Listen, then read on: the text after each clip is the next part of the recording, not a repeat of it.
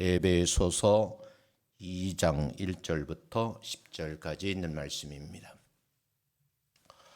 다 찾았으면 한 목소리를 같이 한번 합독하겠습니다. 영상으로 예배를 드리시는 분은 스크린을 참고해 주시기 바랍니다. 1절입니다. 시작.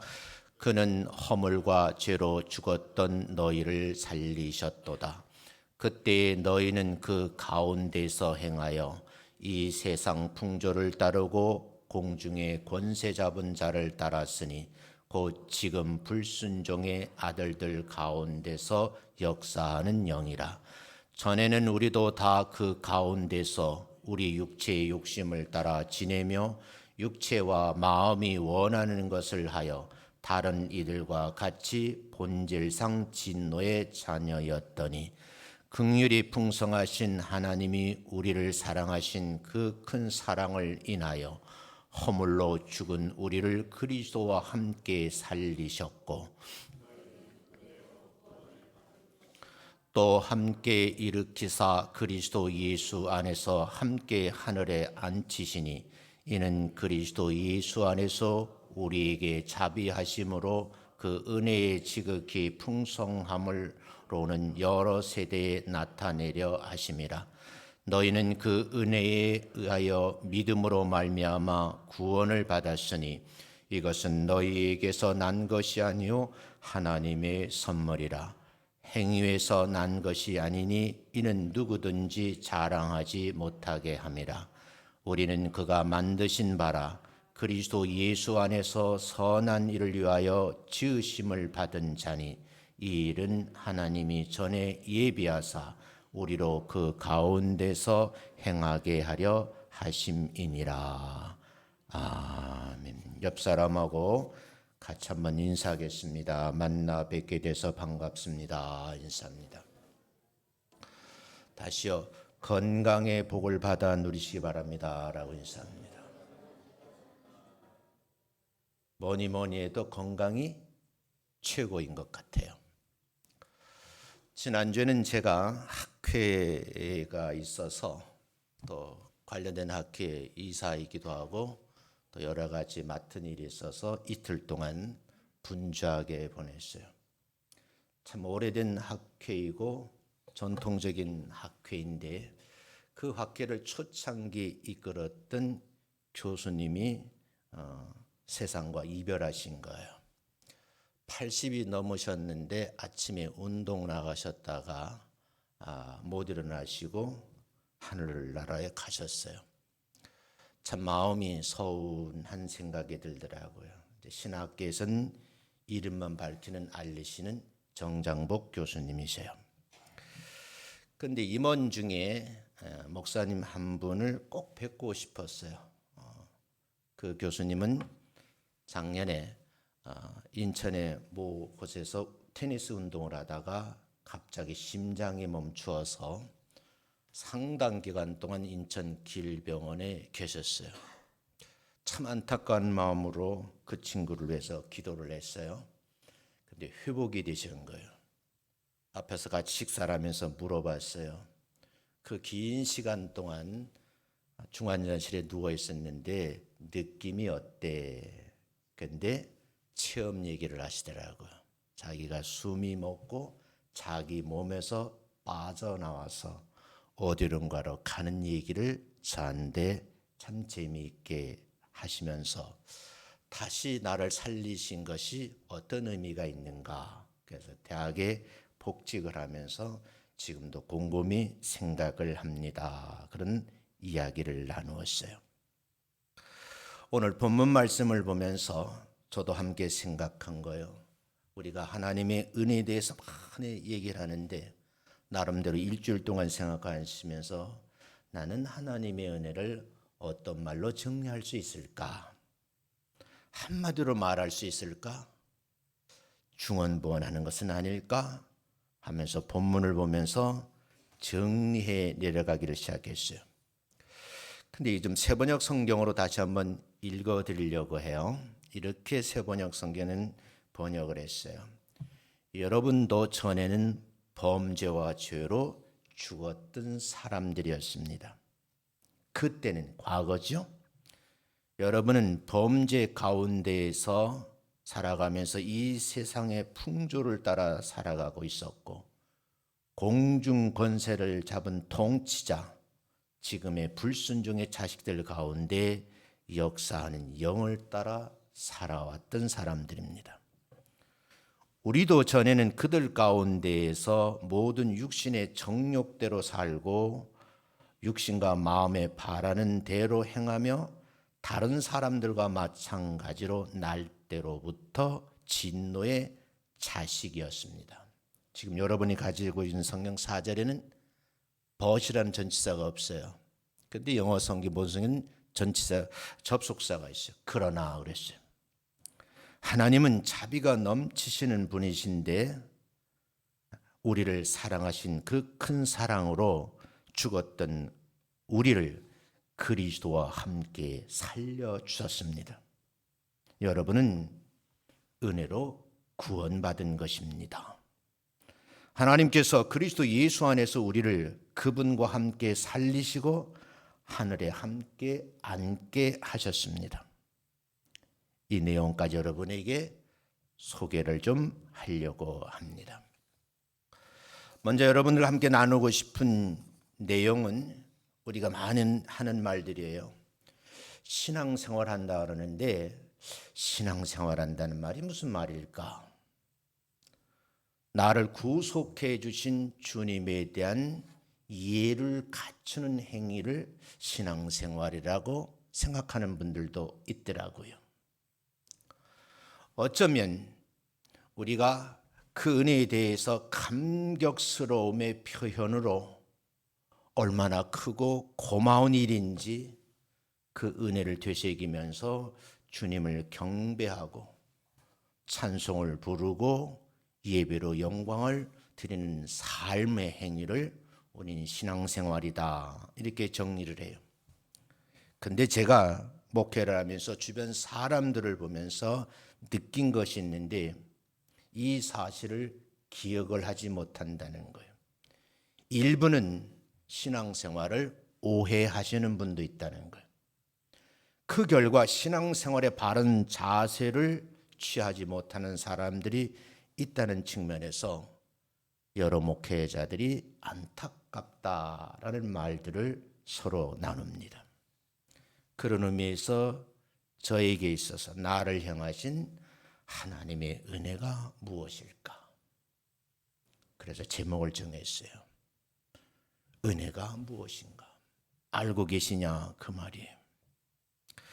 바울은 오늘 본문에서 하나님의 은혜가 무엇인가를 소개를 해요.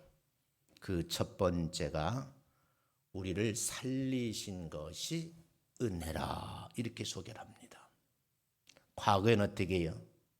죽었던 사람이 지금은요 살려놓으셔서 영적인 삶을 통해 풍성한 은혜를 누리는 삶이라는 거죠.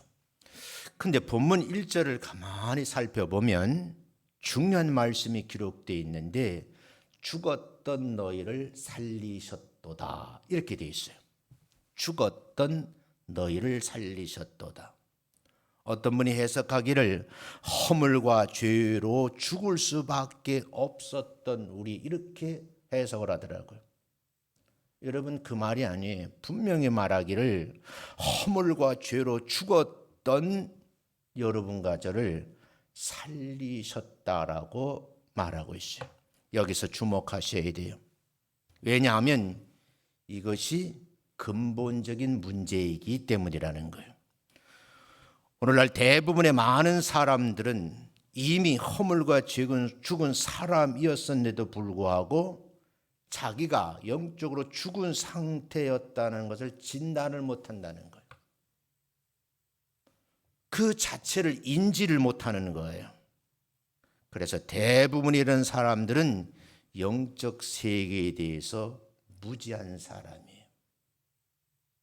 목사가 되어서 오랫동안 사역을 하고 교수로 부름받아서 총신돼서 강의를 하는 이종민 교수가 운동하다가 결국은 의식이 없는 상태로 심장이 정지가 된 거예요. 그래서 근처에 있는 길병으로 옮겨가서 기나긴 세월 시간 동안 투병을 했어요. 많은 동료들이 그를 위해서 기도를 했어요. 그런데 자기가 자기 몸을 빠져나가면서 천국을 향해 가다가 돌아온 모습을 잔잔한 감동으로 잔 뒤 이야기를 하더라고요. 옆에 있던 선배 교수님도 그때 기분이 어땠어? 라고 묻는 거예요. 분명한 것은 공부를 많이 한 것이 중요한 것이 아니라 한 분의 목사님이 운동을 하다가 죽음의 세계를 경험했다는 놀라운 얘기를 하시는 거예요. 사랑하는 성도 여러분, 우리 주변에 보면 영적 세계에 대해서 무지한 사람들이 의외로 많다는 거예요. 그냥 죽으면 그만이지 뭐. 여러분, 그렇게 단순하게 말할 수가 없는 거예요.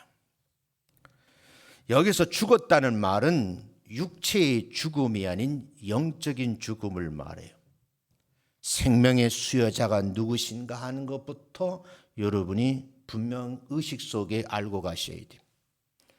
생명의 수여자는 하나님으로부터 관계가 단절된 상태, 아무리 말해도 소통이 안 되는 거예요.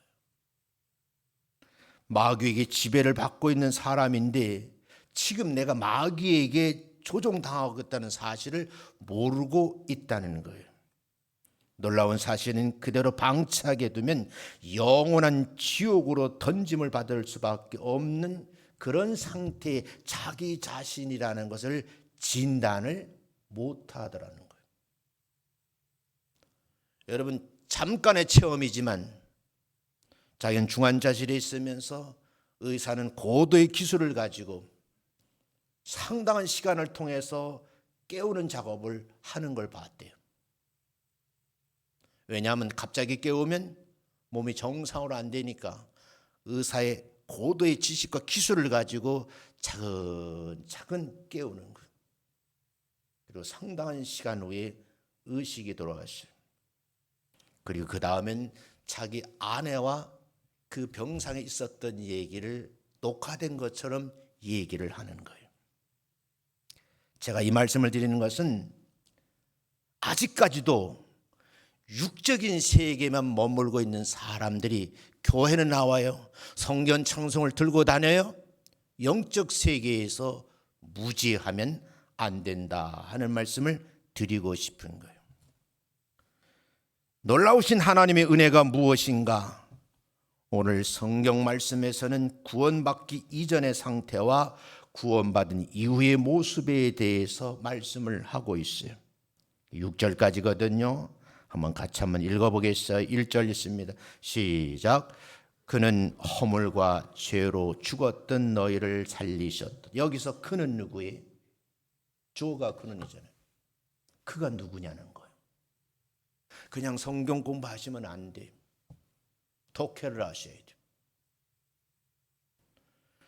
2절 있습니다. 시작. 그때에 너희는 그 가운데서 행하여 이 세상 풍조를 따르고 공중의 권세 잡은 자를 따랐으니 곧 지금의 불순종의 아들들 가운데서 역사하는 영이라. 그때가 언제예요? 그늘이라는 말이 누구를 가리키는 말이고 그때가 언제냐는 거예요. 3절 읽습니다. 시작. 전에는 우리도 그 가운데서 우리의 육체의 욕심을 따라 지내며 육체와 마음에 원하는 것을 하여 다른 이들과 같이 본질상 진노의 자녀이었더니. 여기서 뭐야? 본질상 진노의 자녀였다라고 깔끔하게 정리를 해요. 그런데 여러분, 우리 개역 성경에는 빠져 있지만 4절에 그러나 읽습니다. 시작. 긍휼이 풍성하신 하나님이 우리를 사랑하신 그 큰 사랑으로 인하여 허물로 5절 있습니다. 시작. 허물로 죽은 우리를 그리스도와 함께 살리셨고 너희는 은혜로 구원받은 것이라 부연 설명해 놨어요. 허물로 죽인 우리를 그리스도와 함께 살리신 것이 뭐예요? 그게 은혜다라고 정리를 하고 있는 거예요. 표준 세번역 성경을 참고해 보니까 이렇게 돼 있어요. 지금 우리 개역 개정판에는 여러분 접속사가 빠져 있지만 우리도 전에는 그들 가운데서 육신의 정욕대로 살았었고 육신의 마음이 바라는 대로 행했고 다른 사람과 마찬가지로 날 때부터 진노의 자식이었습니다만, 그렇죠? 있습니다 그러면 쓰는 거예요. but 그러나 하나님은 자비가 넘치신 분이셔서 우리를 사랑하신 그 큰 사랑으로 범죄로 죽었던 우리를 그리스도와 함께 살려주셨습니다. 그것이 뭐예요? 은혜라는 거예요. 살려주신 것이 은혜라는 거예요. 제가 이 설교 원고를 정리하다가 학교에 갔거든요. 나에게 은혜는 뭔가? 하필이면 그 친구가 로비에 서 있길래, 학교 총무거든요. 반가워서 포옹을 하고 악수를 하면서 다시 살아서 돌아와줘서 고마워. 그러니까 교수님 기도해 줘서 고마워요 그러더라고요. 살려주신 것이 뭐야? 은혜라고 말하잖아요. 6절 말씀은 일으켜 주신 것이 은혜라고 그래요. 앉혀주신 것이 은혜다, 이렇게 소개를 하고 있는 겁니다. 그러면 여기서 우리 생각해 보셔야 돼요. 앉혀주셨다고 그러는데 이 말의 의미가 뭔가? 이걸 또 얘기하면 1시간 설교해야 돼요. 이런 성경 간단하게 되어 있거든요. 여러분 이걸 조금 부연 설명하면 5절 6절에서 말씀 함께 하늘에 앉히셨다, 그 말은 단순한 장소의 이동을 의미하는 것이 아니라 그리스도와 함께 연합하여 하나님의 영광과 권세에 참여하는 것을 의미합니다. 그럼 심도 있게 공부를 하셔야 돼요. 그 말은 영적인 위치의 변화가 일어났다 그 말이에요. 육신의 모습에 지닌 영적인 감각을 가지고 살아가는 그런 신앙적 수준이 높아진 상태를 말하는 거예요. 그리고 그 다음은 이제는 나를, 그는 예수님이잖아요. 그리스도잖아요. 그분과 연합된 삶을 산다. 그분의 권세와 승리를 상징하는 말씀이기도 합니다. 그래서 여러분 2장 5절 6절에서 하는 말이에요.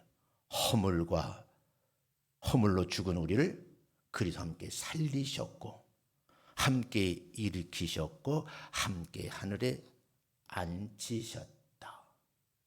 위치의 변화, 신분의 변화를 말해요. 예수 믿는 사람들이 이 본문의 말씀을 제대로 깨닫고 은혜로 받았더라고 하면, 그렇구나, 과거에 죽었던 사람인데 살리신 분이 예수님이시구나 하는 것을 의식 속에 늘 기억을 하셔야 돼요. 그리고 나를 잡아 일으키신 거예요. 그리고 예수 안에서 함께 하늘에 앉혀 놓으신 분. 우리 이걸 잊지 마셔야 된다는 거예요. 이 신분의 위치를 우리가 깨닫는다 그러면 세 번째, 신자에게 해야 될 일이 있다. 그게 뭘까? 본문 10절 전반부에서 이렇게 말씀을 하시오. 우리는 예수 그리스도 안에서 선한 일을 위하여 지으심 받은 존재라는 거예요. 10절 같이 한번 읽어보겠어요? 시작. 우리는 그가 만드신 바라 그리스도 예수 안에서 선한 일을 위하여 지으심을 받은 자니 이 일은 하나님이 전에 예비하사 우리로 그 가운데서 행하게 하려 하심이니라. 말씀을 잘 보세요. 이 말씀을 우리가 깊이 한번 생각을 해보면 인간에게 그런 선을 행할 능력이 있다고 말씀하시는 것이 아니라 예수 안에서만이 가능하다. 이걸 잊으시면 안 돼요. 내가 뭐 착한 일, 선한 일 마음껏 할 수 있다, 그 얘기가 아니고 그리스도와 연합된 상태에서 선한 일을 위해 지으심 받은 자라는 것을 각인하라. 의식화하라 그 얘기예요. 전 이 말씀을 함께 읽으면서 곰곰이 생각해 봤어요. 내가 앞으로 예수님과 함께 선한 일이 무엇인지 또 찾아야 되겠구나. 젊은 목사들도 해야 될 일이지만 나이가 든 목사에게 선한 일이 무엇인가. 그래서 다음 주 마지막에 제가 필리핀을 좀 다녀오려고 그래요. 선한 일이 무엇일까 고민해 보는 거죠.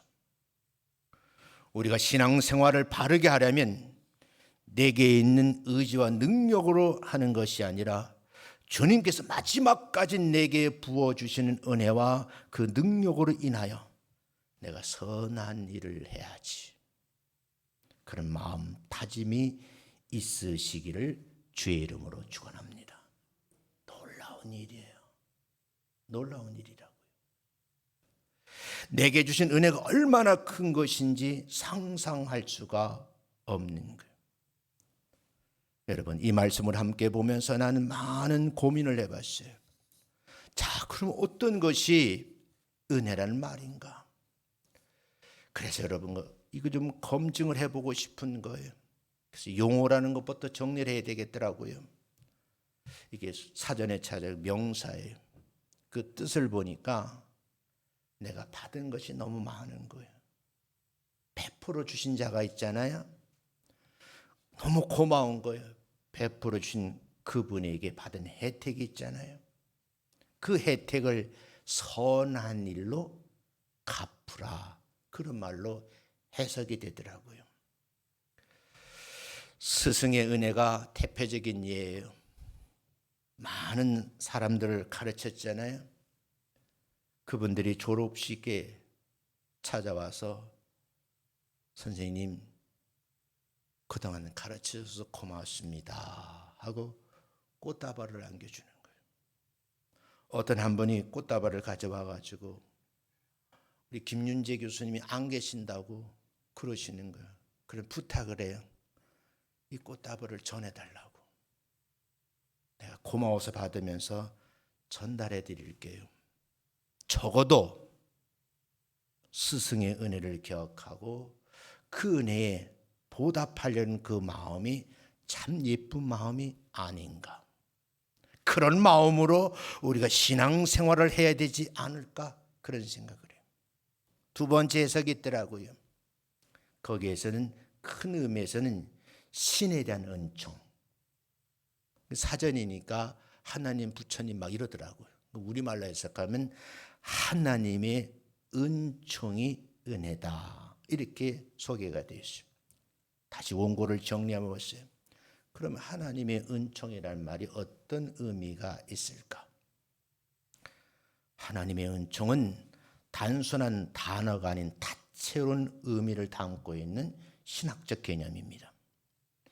종교적 관점에서 핵심적 의미를 이해하는데 한 8가지로 정리할 수가 있어요. 하나님의 은총이라는 말은 무조건적인 사랑, 이유가 없어요. 그리고 그분께서 베푸시는 사랑을 자비라 그럽니다. 여러분, 과거엔 죽었던 사람이 그분 어떻게 했었어요? 예수님께서 살리셨다 그러잖아요. 그 살림받는 과정을 구원의 과정이라 그래요. 그 구원을 통해 우리는 선물로 받은 그 선물이 영생이라는 선물이에요. 그래서 뭐예요? 영생복락 누리자 그렇게 말하는 거예요. 그래서 이름을 딴 게 뭐예요? 영락교회예요. 사랑하는 성도 여러분, 그냥 우리는 가만히 이 은혜를 누리지 못하면 영원한 지옥에 들어가서 여러분 끝이야. 형벌을 받는 거예요. 계시록에 자세히 나와 있어요. 꺼지지 않는 불구덩이 속에 들어가고요. 지렁이 욕 깔고 부덕이 이불 덮고 자는 거예요. 상상할 수도 없잖아요. 모든 사람들이 그래요. 이 세상 삶이 끝이다. No. 천국이 있습니다. 그 천국을 바라보며 살아갈 수 있도록 영생이라는 선물을 주셨다는 거예요. 그냥 놔버려 두면 이 선물을 유지할 수가 없어요. 그래서 세 번째는 성령의 큰 역사를 일으키시면서 그 변화의 주인공이 되라고 우리에게 말씀하시는 거예요. 이것이 기본적으로 딱 갖추어지고 나면 하나님께서 영적인 변화가 이런 사람은 다양한 은사와 능력을 주시는 거예요. 그 다양한 은사와 능력을 가지고 뭐 하라는 거예요? 선한 일을 하라. 그냥 길거리 가는 노인에게 손 내미는 그런 선한 일이 아니고 마음속으로부터 그 어르신을 불쌍히 여기고 리어카를 빌어주는 거예요. 학교 정문을 딱 나오는데요, 한 80대 어르신이에요. 여성분이신데 그 리어카 손수레죠, 거기에다 박스를 잔뜩 싣고 제 앞에 지나가려 하는 거예요. 내가 젊었으면 빵 누르고 비켜 그랬을 거예요. 설교 온 거를 다 정리한 상태니까 이걸 몇 번 읽어봤잖아요. 마음에 간직하고 있잖아요. 차를 딱 세우고 어르신 가라고 손짓을 했어. 이게 뭐야? 선한 일이에요. 큰 것이 아니고. 마음에 잠자는 감동이 밀려오시면 이번 주에도 그렇게 사랑 표현하시기를 주의 이름으로 축원합니다. 다양한 은사와 능력을 통해서 우리는 하나님의 일을 할 수 있다, 그거예요. 그 과정을 통해서 어떻게 돼요? 끊임없이 하나님께서 뭐 하신다는 거예요. 이 설교 안 하려다가 지금 편 거예요. 끊임없이 베풀어진 은혜가 있다. 그래서 은혜 받은 사람이 또 다른 은혜를 받는 거예요. 흔히 하는 말, 어르신들이 그러더라고요. 고기도 먹어본 사람이 없다. 운동도 해본 사람이 하는 거예요. 이걸 체험하지 못하면 선한 일을 할 수가 없는 거예요. 그 선한 일을 하고 집에 들어왔어요. 샤워를 하고 소파에 앉아서 뒤를 돌아보니 저절로 감사가 샘솟는 거예요. 그러면서 흥얼거리며 찬송을 부르는 거예요. 그게 믿는 사람의 삶이라는 겁니다.